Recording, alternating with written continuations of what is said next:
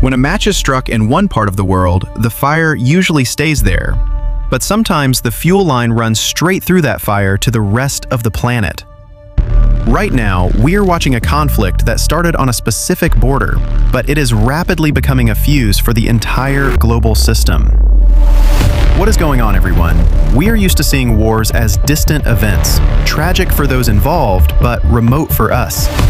That is not the case here. Whether you are filling up your car in Europe, buying groceries in the Americas, or running a business in Asia, the shockwaves from this war are about to hit your doorstep. Today, we are breaking down why this specific conflict is a turning point for the entire world, and the 5 consequences that will define the next decade. Iran.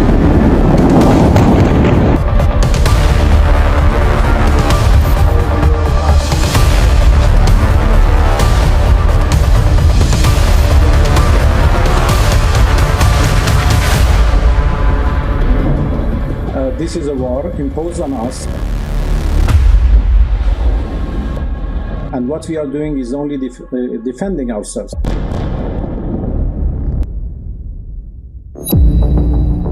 First, let's talk about the obvious one, oil. This region is a linchpin for global energy. Even if this country isn't the biggest producer, it sits right next to the straits where the world's oil tankers sail through. When tensions flare, the market panics.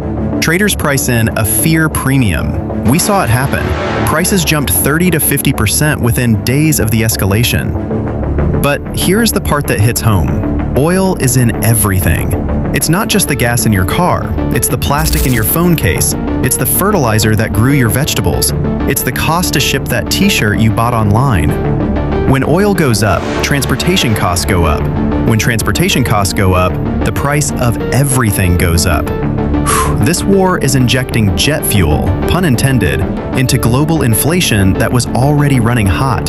Central banks wanted to lower interest rates. This conflict makes that much harder.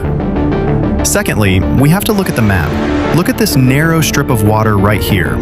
This is a maritime choke point. A huge percentage of the world's container ships pass through here to get from Asia and the Middle East to Europe.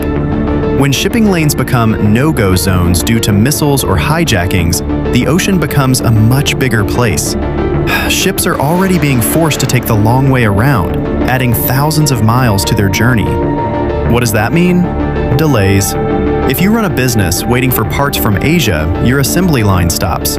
If you are a store waiting for holiday stock, the shelves stay empty. And because the ship is burning fuel for an extra 2 weeks, those costs get passed directly to you, the consumer. Global supply chains, which we spent years fixing after the pandemic, are now being snipped again, this time by geopolitics. Third, and perhaps most dangerous, is the risk of the domino effect. This isn't a sealed box. This conflict involves proxies and allies of major world powers. We are already seeing militias in other countries firing missiles in solidarity. If this boils over into a direct confrontation between, say, Iran and Israel, or draws in the US or Russia's allied groups, we are no longer looking at a war. We are looking at a wider Middle East war.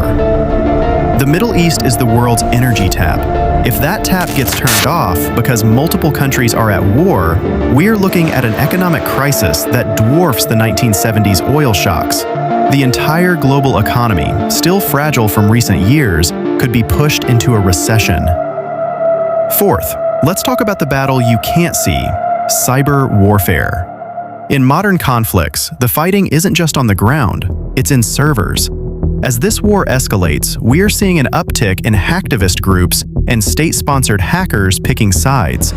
They aren't just targeting military systems, they are going after critical infrastructure. We've seen it before, attacks on oil pipelines, on financial institutions, on hospitals. A cyber war doesn't respect borders. A hacker in one country can shut down the power grid in another. If this conflict triggers a full-scale cyber free-for-all, your bank, your local hospital, or your city's water supply could become collateral damage in a war you want no part of. Finally, and this is the big one, global alliances are shifting. This war is acting like an earthquake on the tectonic plates of international relations. We are seeing countries pick sides not based on old friendships, but on economics.